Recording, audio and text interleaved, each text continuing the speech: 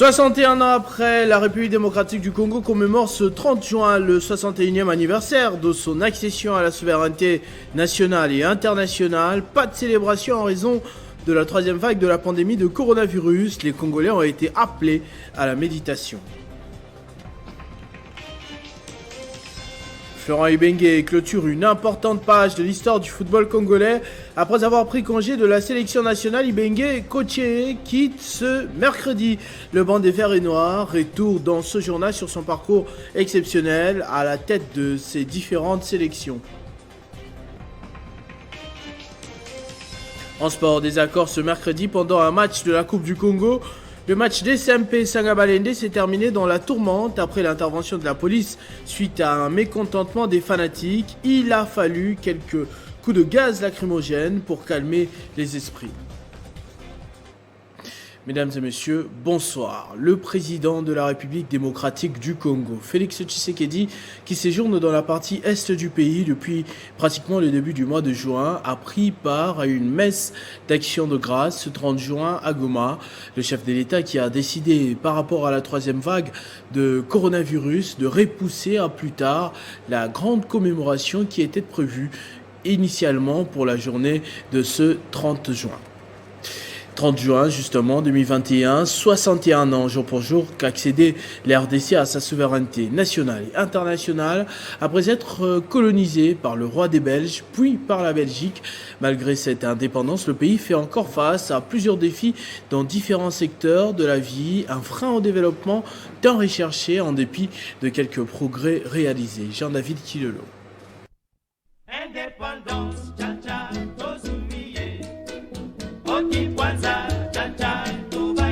Soixantaine après l'indépendance, les interrogations demeurent sur la gestion des affaires publiques, l'éducation, la sécurité, la santé. Pourtant, ce sont des domaines prioritaires, indispensables pour tout développement. La cupidité, la corruption, le détournement demeurent un fléau. L'unité de la nation congolaise, consacrée par la Constitution, est mise à mal par des guerres successives et des rébellions dans l'est de la République démocratique du Congo. Les Congolais s'étaient fait l'idée dès l'indépendance que la République démocratique du Congo ne serait jamais parfaite, car elle est composée et dirigée par des humains qui sont capables du meilleur autant que du pire.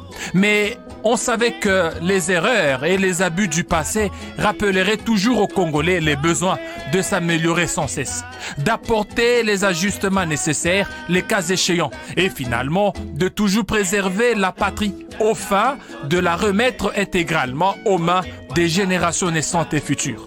C'est d'ailleurs un gage de survie, de continuité et d'épanouissement pour toute la nation organisée. L'inconscience des uns et le manque d'éthique des autres a fini par plonger la République démocratique du Congo dans une gouvernance malsaine. Les Congolais assistent médusés et impuissants depuis quelques années à une dégradation accélérée de leur mode de vie et à un effritement prononcé de cette liberté arrachée par les vaillants combattants de la lutte pour l'indépendance, Joseph Kasavubu, Lumumba et tant d'autres. Une chose est sûre, 61 ans après la déclaration de l'indépendance de la République démocratique du Congo, le pays reste en proie aux influences des pays étrangers. L'indépendance réelle du pays reste à conquérir. Si les Congolais veulent réellement donner à la RDC un regain d'énergie citoyenne, ranimer la fierté patriotique commune, retrouver cette liberté reçue en héritage et transformer cette ère difficile en une ère agréable, ils doivent savoir qu'il y a des pratiques à abandonner, à éradiquer. Les ambiguïtés dans le choix politique, la course effrénée vers l'argent et le pouvoir. Il y a aussi des choses à cultiver et à faire grandir immédiatement. La souveraineté nationale, l'unité nationale, le dialogue ainsi que l'émergence d'une économie au service du peuple et de la nation congolaise.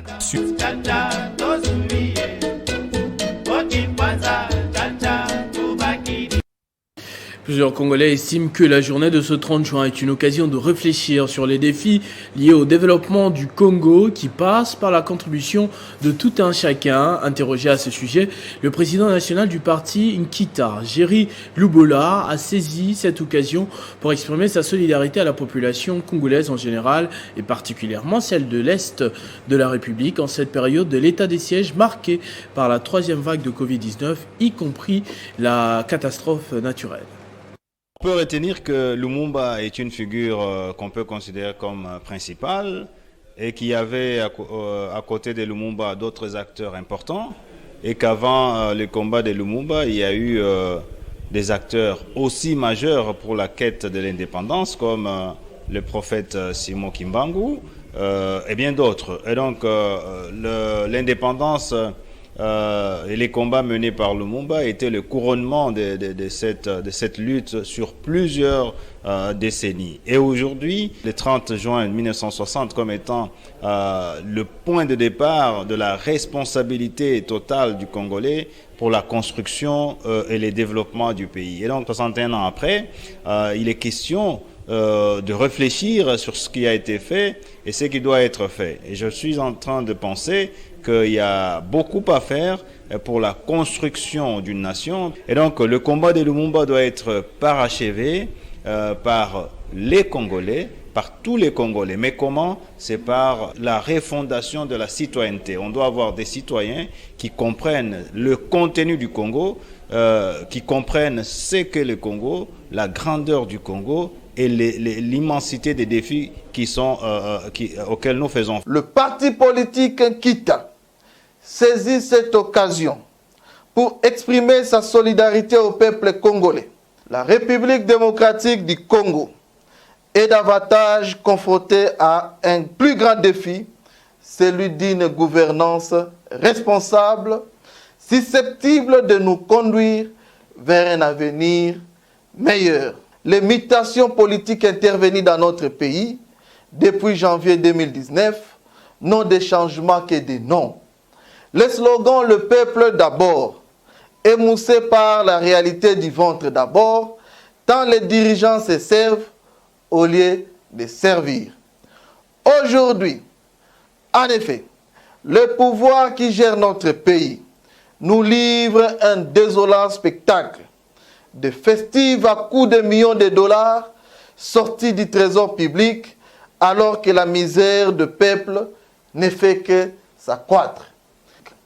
Que ceux qui sont chargés de la gouverner passent le plus clair de leur temps à guerrer et à préparer un hold-up électoral aux prochaines échéances au lieu de se consacrer au développement du pays. Je vous lance cet appel, que l'heure est grave, le temps est à saisir. Réveillons-nous pour un engagement citoyen, afin de stopper les ennemis de la démocratie. Justement, nous avons, au-delà de ces réactions, un invité de marque sur ce plateau pour commenter justement ce 61e anniversaire de l'indépendance, accession de l'indépendance de la République démocratique du Congo en la personne du docteur Limbole Bakilo Emmanuel. Il est interniste cardiologue, mais surtout président de la SBL, Forum pour la Renaissance de la République FOREP. Bonsoir, monsieur Emmanuel. Bonsoir. De vous, on aimerait quand même avoir dressé un petit bilan de 1960, 30 juin 1960 à 30 juin 2021. Avons-nous avancé ou reculé à votre avis? Merci beaucoup, messieurs les journalistes, pour cette opportunité que vous m'offrez de m'exprimer sur les bilans des 61 ans d'indépendance. J'ai cru comprendre qu'aujourd'hui, nous passons cette célébration dans la méditation. Tout à fait. Et donc, je crois que la méditation permet à chacun d'entre nous de réfléchir sur ce que nous avons fait et ce que nous n'avons pas pu faire depuis l'accession du pays à l'indépendance. Globalement, les bilans me paraissent largement négatifs. C'est pas très sévère? C'est pas sévère, c'est la réalité. Je m'en vais vous donner quelques exemples. Je vais prendre quelques données simples, comparatives, entre la période d'avant l'indépendance et la période actuelle. Avant 1960, les produits intérieurs bruts du pays étaient l'un des plus élevés d'Afrique. Et dans la littérature spécialisée en la matière, on dit que c'était le PIB le plus élevé d'Afrique. Et ces PIB étaient proches de celui du Portugal, proches de celui de la Grèce, et à peu près identique à celui du Canada. Donc vous donnez un tout petit peu raison à l'hypothèse qui dit que d'autres personnes, c'est-à-dire que ceux qui ne sont pas congolais, connaissent mieux la valeur du Congo que les Congolais eux-mêmes. Exactement.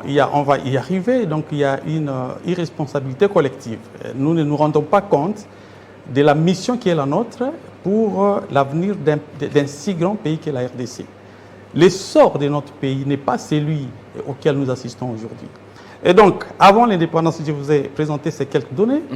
Je vais ajouter qu'avant l'indépendance, nous avions une croissance économique de 14%. La croissance du PIB était de 14%. Depuis 1960 jusqu'à ce jour, nous n'avons jamais pu atteindre cette autre croissance. Ça, c'est un autre exemple. Alors, je vais ajouter en disant, aujourd'hui, nous avons un PIB qui a du mal, la croissance économique plutôt, qui a du mal à atteindre 10%, et même pas 5%. Sans tenir compte des faits conjoncturels, notamment la pandémie Covid, qui a plombé l'économie de toute la planète.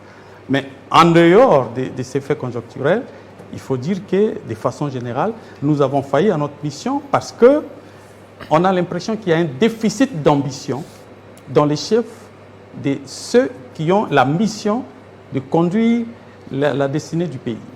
Déficit d'ambition tout simplement parce qu'on a l'impression que nous n'avons pas la conviction que nous sommes capables de résoudre nos problèmes. On a l'impression que quelque part, il y a des parrains qui devront à tout moment venir au secours de la RDC, alors que nous sommes un peuple comme tous les autres peuples du monde. Parcourez l'histoire des civilisations, vous allez vous rendre compte que chaque peuple s'est battu pour construire l'avenir de la civilisation, l'avenir du pays. Ce qui n'est pas le cas pour le moment. Et pour votre ASBEL, vous pariez sur la science et la technologie. Je rappelle, il s'agit du Forum pour la Renaissance et la Renaissance de la République, justement. Est-ce que l'on peut compter sur ces deux piliers pour changer la donne, pour trouver une piste de solution pour ce Congo? Monsieur le journaliste, c'est le principal instrument de développement à travers le monde. Si aujourd'hui on parle des États-Unis comme une puissance économique, militaire, une superpuissance en tout point de vue, c'est tout simplement parce que c'est d'abord la première puissance scientifique et technologique au monde. Tant que nous n'aurons pas accordé de l'importance à la science, à la technologie, nous aurons du mal à concrétiser les vœux qui est le nôtre chaque jour, de faire de ces pays, un grand pays. Nous ne pourrons pas le faire tant que nous n'aurons pas donné la place à la science. Tenez, en 1960, en février, s'était tenue la conférence, suivie quelques 2-3 mois après de la table ronde économique. Mais nous avons peut-être tout gagné à la table ronde politique, mais nous avons tout perdu à la table ronde économique. Tout simplement parce que nous n'avions pas des experts en matière de gestion financière, en matière de relations internationales, bref, toutes les matières qui pouvaient nous permettre de traiter d'égal à égal avec les Belges pour que la répartition des actifs et des passifs de la colonie s'efface de manière équitable, nous les avons perdus. Tout simplement parce que, vous lirez dans la littérature, il manquait des experts. On a fait recours même aux étudiants qui étaient à peine au début de leurs études universitaires. Et en face, il y avait des techniciens belges. Qui connaissaient le Congo peut-être. Avec en tête le ministre belge en charge des finances et économie de la colonie. Et donc, c'était une négociation totalement déséquilibrée. Science et technologie, monsieur Emmanuel Limbolé. Et que répondez-vous à ceux qui se bombent le torse sur le sol, notamment les nombreuses terres arables que nous avons, mais également les sous-sols, les minéraux convoités par la République démocratique du Congo? Mais la réalité d'aujourd'hui nous donne raison sur le fait que les ressources naturelles ne peuvent pas faire le bonheur d'un peuple. Le problème qui se pose chez nous, c'est le facteur humain. Vous avez beau avoir les matières premières, les sols, les sous-sols, Mais tant que vous avez un déficit sur le plan humain, tant que vous n'avez pas des ressources humaines de qualité pour mettre en valeur ce que vous avez comme richesse naturelle, vous ne pourrez rien amener comme solution au pays. Et donc, les matières premières ne peuvent pas constituer un motif qui nous amènerait à croiser les bras. Nous devons travailler et la première richesse sur la terre des hommes, c'est le facteur humain, c'est l'homme lui-même.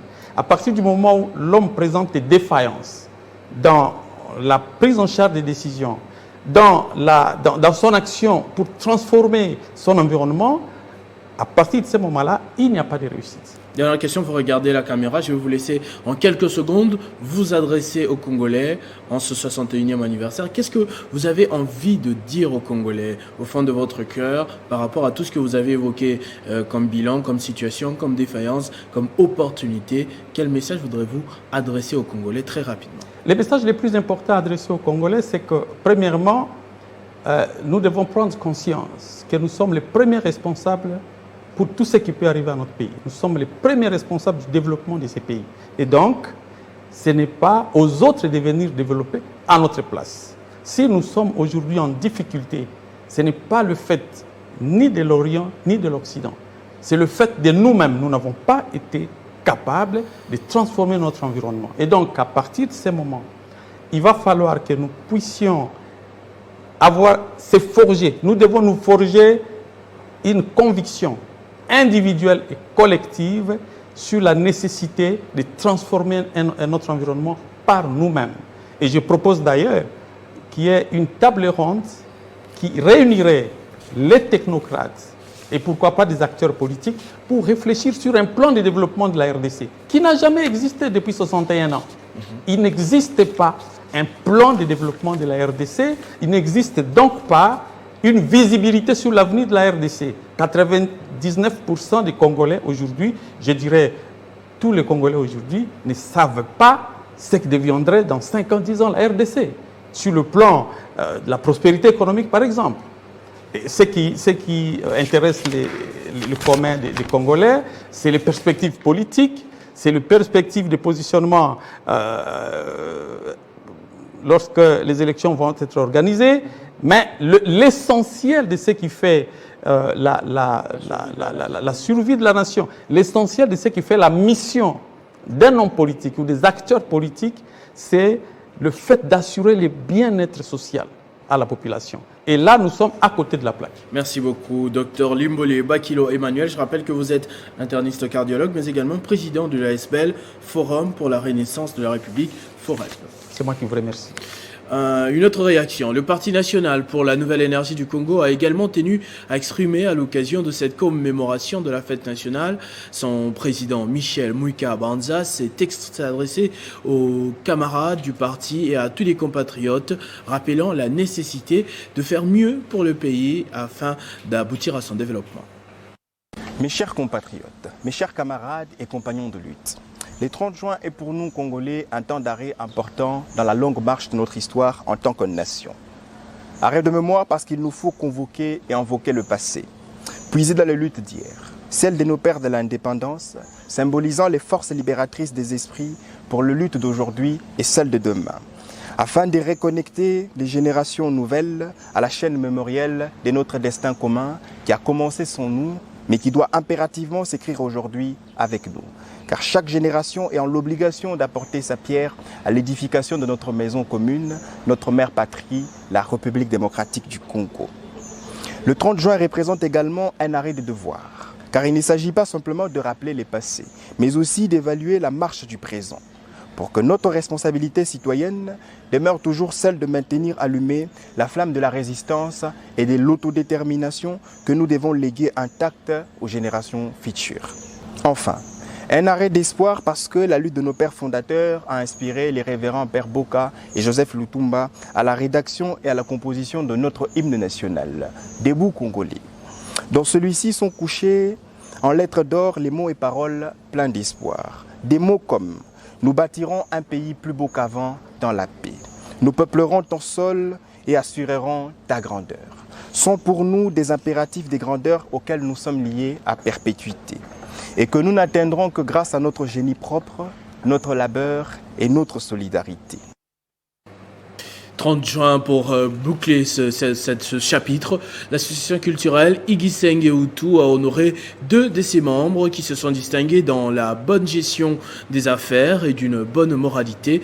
Retour sur cet événement dans ce reportage.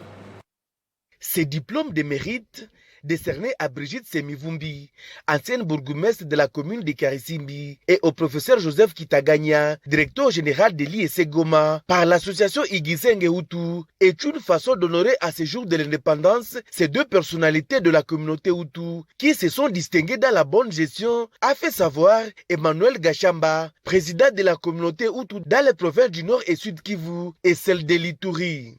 L'association culturelle Igisenge Hutu de la communauté a pensé qu'il était nécessaire d'organiser une cérémonie pour honorer ses filles et fils parce que, en les décernant d'un certificat de mérite pour chacun, c'est un rappel à nos filles et fils qui ont fait preuve d'une dignité, d'une gestion rationnelle, d'une discipline, d'une moralité, lorsqu'ils participaient déjà à la préparation de l'indépendance de notre pays. En recevant ces diplômes de mérite, le professeur Joseph Kitaganya et Brigitte Semivumbi ont remercié les membres de la communauté Hutu pour cette reconnaissance. Ils promettent qu'ils vont continuer à travailler dans cet élan pour le meilleur futur de la RDC.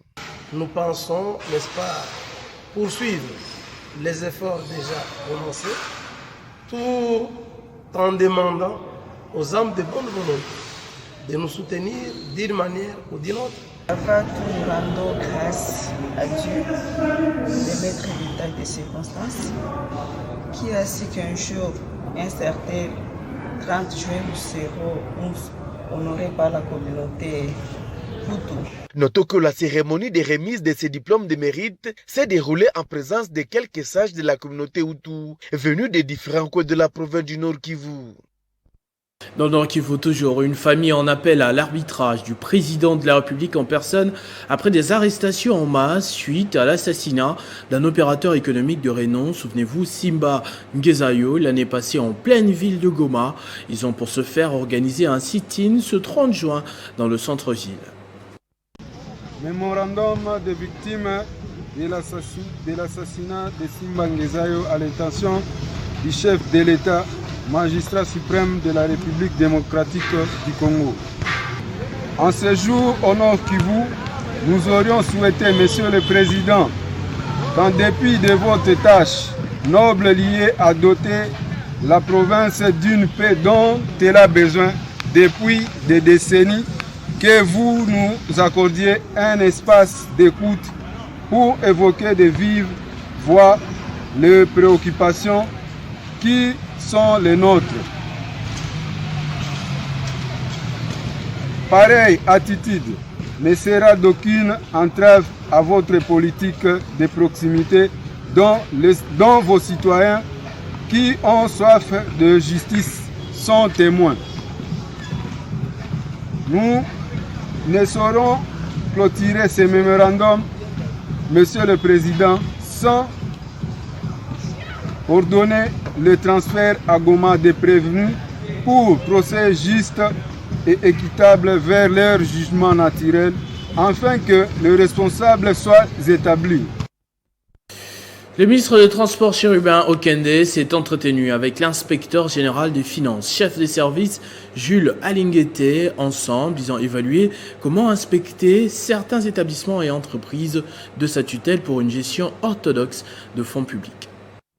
L'inspection générale des finances qui est en cours des missions de contrôle dans certaines entreprises et établissements publics, dont la Régie des voies aériennes, RVA, la Société commerciale des transports et des ports, SCTP, ex-Onatra et Congo Airways, compte prendre des mesures en collaboration avec l'autorité d'études pour sauver les secteurs qui, selon les constats de l'IGF, est caractérisé par la mauvaise gestion de plusieurs entreprises. L'inspection générale des finances a effectué des missions de contrôle auprès de la Régie des voies aériennes, des Congo Airways, de la société commerciale des transports et des ports. Comme nous sommes assez avancés, nous sommes presque à la fin et il était important que nous puissions le mettre au courant de toute la situation que nous avions constatée en tant qu'autorité, qui puisse voir quelles sont les mesures d'encadrement qu'il peut prendre pour sauver l'existence de ces entreprises. Nous avons également échangé avec l'autorité sur la nécessité de procéder à un audit administratif, financier et technique de certaines entités relevant de son autorité pour voir également comment on peut faire pour sauver ces entités de la mauvaise gestion. Conformément aux instructions du président de la République, Félix-Antoine Tshisekedi Tshilombo, tel qu'est relayé par le chef du gouvernement Samalou Kondé, le ministre des Transports, Voies des Communications et Désenclavement, a déjà mis en place plusieurs stratégies pour sauver effectivement ce secteur et mettre hors d'état de nuire les mandataires auteurs de la mégestion. Pendant ces temps, l'inspection générale des finances poursuit sa mission de contrôle qui est arrivée presque à son terme. Le rapport de cette mission sera rendu public et les Dans le Maniema, lancement de travaux de réhabilitation routière de la province par le gouverneur ad intérim Afani Idrissa. Ces travaux de réhabilitation de la route Kindu-Kalima font suite au plaidoyer mené par la société civile de la province pour répondre aux besoins sociaux de la population.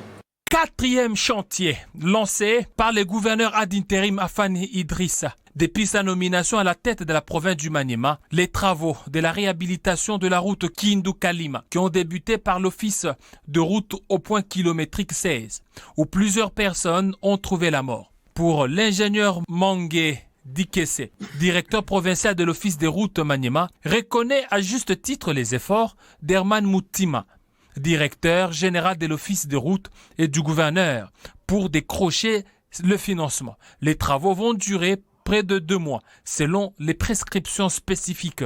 Au directeur général de l'office de route et à son excellence, monsieur le gouverneur, qui ont facilité le décaissement de ces fonds.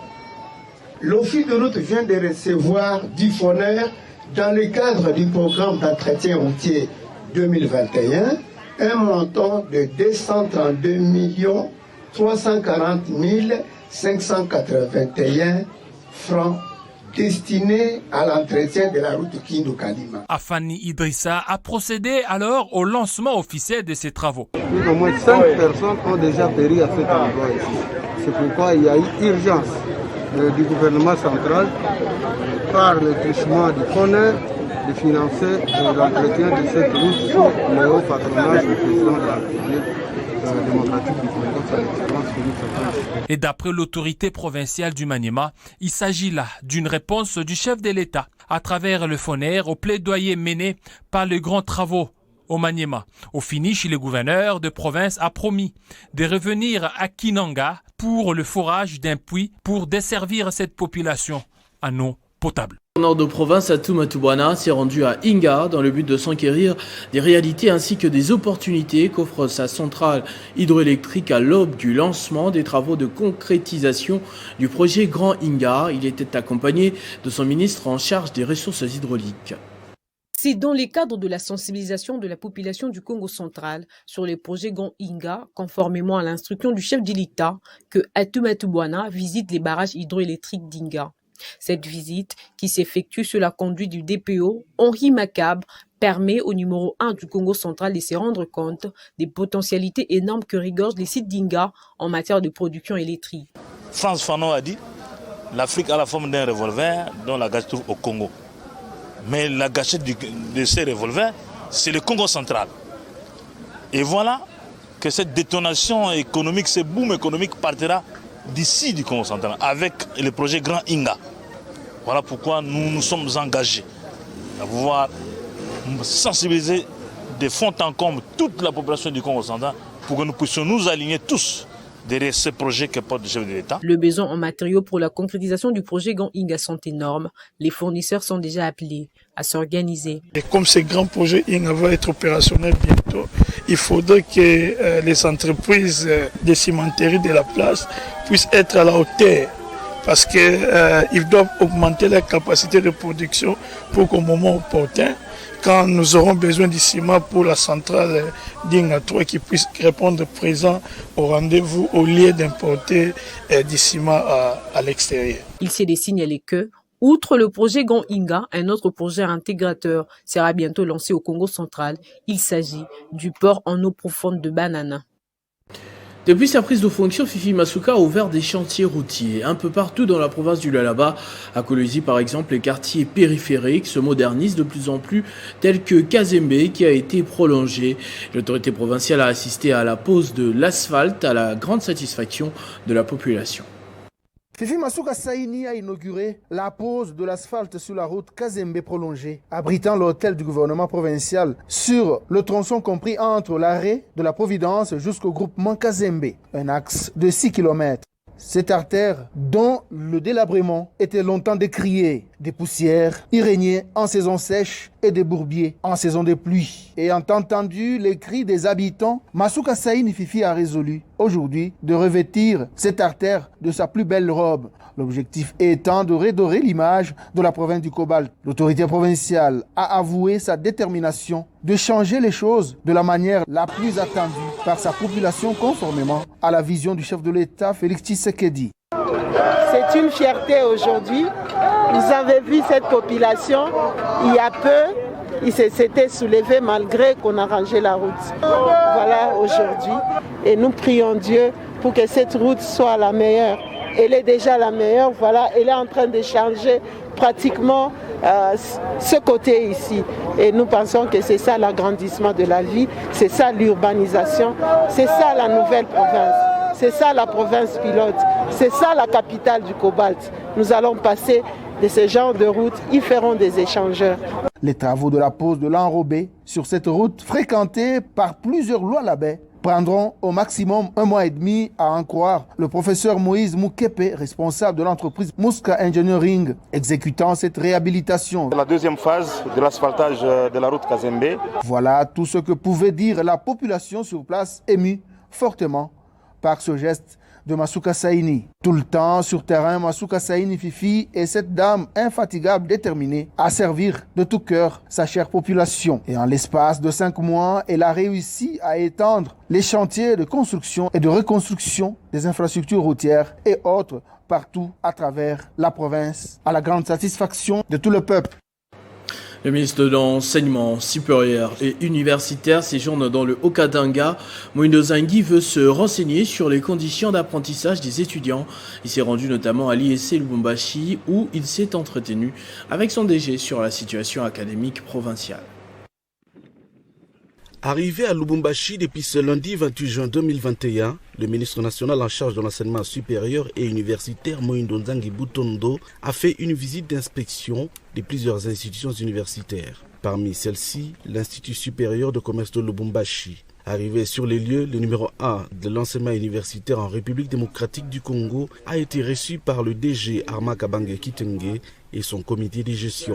Surnommé Messieurs les bâtisseurs, ce dernier a fait visiter à son invité des marques, des réalisations que lui et son comité de gestion ont faites depuis leur accession à la tête de cette alma mater, ceci avec l'aide des parents. Bâtiment après bâtiment, salle après salle, Excellence Monsieur le ministre a découvert les conditions dans lesquelles les étudiants passent leur journée à l'IEC et il trouve réellement qu'il y a de l'espoir en voyant les murs qui sont élevés et les chantiers qu'il a trouvés sur les lieux. Il n'a pas manqué des mots justes pour retracer son passage à l'Institut supérieur de commerce. On est venu pour voir comment les étudiants, dans quelles conditions il faut leurs cours. Je vois qu'il y est à chantier. C'est encourageant, mais maintenant on va parler avec les directeurs et les autres pour voir dans quelle mesure on peut améliorer les conditions dans lesquelles les étudiants étudient. Content de la visite de son chef, le directeur général de l'IEC n'a pas caché sa satisfaction de voir le numéro 1 de l'enseignement supérieur chez lui, mais il trouve ici une motivation pour faire encore plus. Très content aussi parce que il fallait qu'il vienne, qui se rendent à l'évidence des difficultés que nous sommes en train de palper au quotidien et des efforts certains que le comité de gestion est en train de consentir pour rendre IEC ce qu'il est aujourd'hui. Toujours dans la province du Haut-Katanga, où le collectif de femmes leaders katangaises a organisé une journée d'information et de sensibilisation sur la mutuelle financière des femmes africaines, MUFA. L'objectif était de rendre forte la femme katangaise financièrement. L'intervenante du jour, Espérance Belaou, PCA de la Fédération Network RDC, a fait savoir l'importance de la MUFA vis-à-vis des femmes dans la zone urbaine. Et je suis venue leur dire on a besoin de toutes les femmes leaders de Katanga, pour qu'ils aillent mobiliser les communautés afin de donner la possibilité à cette femme, où qu'elle soit, cette femme congolaise, d'avoir les outils pour son développement. Pour sa part, la présidente du collectif des femmes leaders katangaises, la députée nationale Dominique Moulongo, revient ici sur l'objectif et la mission des membres du collectif après cette sensibilisation. Nous avions fait un constat, la pauvreté, elle est partout dans nos milieux, dans nos grandes villes.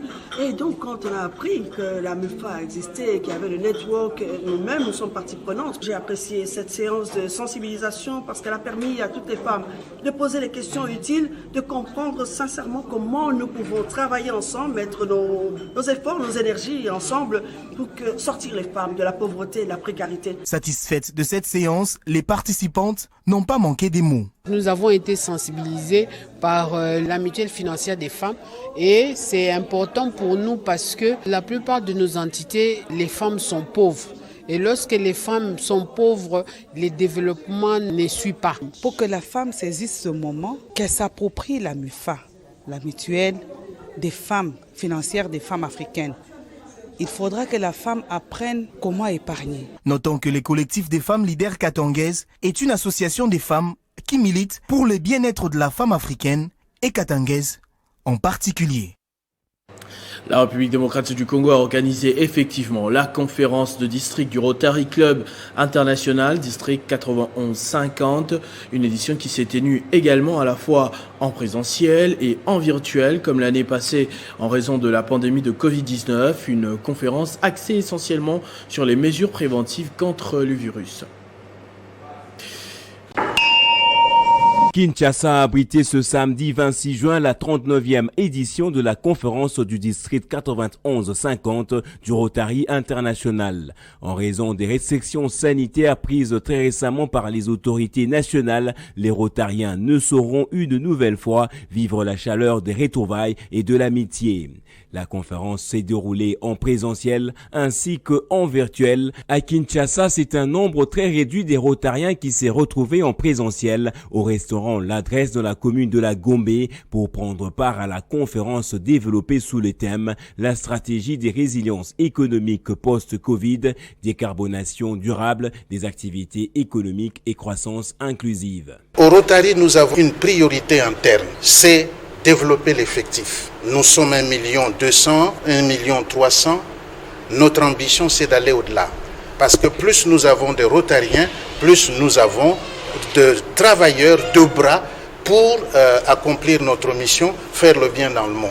Au total, 10 pays africains étaient connectés à ce grand rendez-vous rotarien, à savoir les Rotariens du Congo-Brazzaville, du Gabon, du Burundi, du Rwanda, de la Guinée équatoriale, du Tchad, de la République centrafricaine, du Sao Tomé et Principe et du Cameroun. La rencontre a connu également la participation de quelques représentants du Rotary International, notamment Yinka Babaloa et Marie-Irène Richmond Aoua, et des non-rotariens tels que des intellectuels et panélistes, en l'occurrence le professeur Al Kitenge. La conférence de district se tient chaque année et vise la formation de nouveaux dirigeants élus de différents clubs que compte un district. C'est aussi l'occasion de faire le point et de présenter les derniers rapports au terme d'une année. La 56e Coupe du Congo mettra aux prises d'SMP à Sangabalende qui a tourné au vinaigre ce mercredi au stade de Martyr après un penalty non sifflé et un but de l'équipe vert et noir refusé. Quelques supporters immaculés au gradin voulaient s'en prendre à l'arbitre. La police va intervenir avec des coups de gaz lacrymogène pour calmer la situation, ce qui va occasionner l'arrêt momentané de cette finale. Nous y reviendrons dans nos prochaines éditions. Autre information, Jean-Florent Ikwenge a rendu les tabliers ce mercredi après avoir passé 9 ans à la tête du staff technique de l'ASV Club. C'est la présidente de coordination de l'équipe qui a fait cette annonce via Twitter. Arrivé le 4 décembre 2012 au sein de la famille vert et noir, Florent Ibengue a joué 2 fois la finale des interclubs de la CAF, respectivement en 2014 et 2018. Il a gagné 2 trophées de la Lina Foot en 2015 et 2018. Grâce à son coaching, le club était régulier aux interclubs de la Coupe africaine de fédération. Ce journal est terminé. Je vous en rappelle les principaux titres. 61 ans après, la République démocratique du Congo commémore ce 30 juin cet anniversaire de son accession à la souveraineté nationale et internationale. Pas de célébration en raison de la 3e vague de la pandémie de coronavirus. Les Congolais ont été appelés à la méditation et vous l'avez si bien compris dans ce journal. Florent Ibengue, on vient de le dire, clôture une importante page de l'histoire du football congolais. Après avoir pris congé de la sélection nationale, Ibengue, coaché comme le scandale et fanatique, quitte ce mercredi les bancs de vert et noir. En sport, désaccord ce mercredi pendant un match de la Coupe du Congo. Le match d'SMP Samabalende s'est terminé dans la tourmente après l'intervention de la police suite à un mécontentement des fanatiques. Il a fallu quelques... À tous et à toutes, merci de votre attention soutenue. Restez fidèles au programme de votre chaîne Télé 50. Vivez heureux, vivez 100 ans et bonne fête de l'indépendance.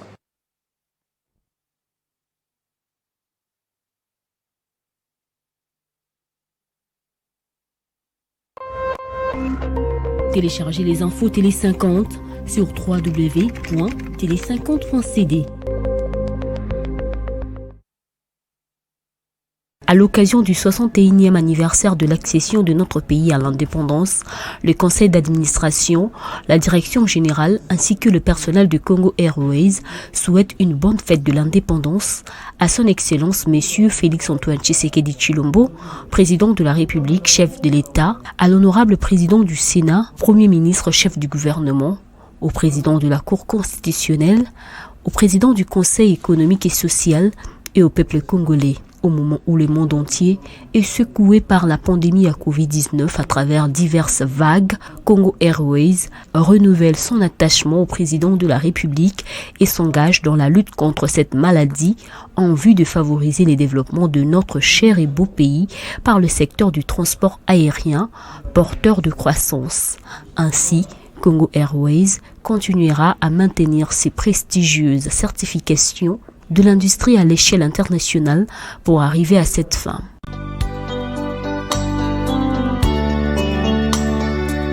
Les familles de l'honorable Kakouji, Luc Modeste Ilunga et commissaire divisionnaire Mouchid Yav, Philomène Patience ont la profonde douleur d'annoncer à la communauté katangaise, communauté Songé, les amis et connaissances des décès de leur fille, sœur, belle-mère, grand-mère Modestine Ilunga, survenue mardi 28 juin 2021 à 21h des suites d'une maladie. En attendant le programme des funérailles qui sera communiqué ultérieurement, le deuil s'y tient au domicile de l'illustre disparu, 6, numéro 1 de l'avenue Wengi quartier Rigini, commune d'Elemba. Référence Barouti Tabernacle. Ces communiqués tient lieu de faire part pour les familles des commissaires généraux adjoints de la PNC en charge de la police administrative, Mouchid Yav Philomène Patience, commissaire divisionnaire. Mais pas avec ce corps.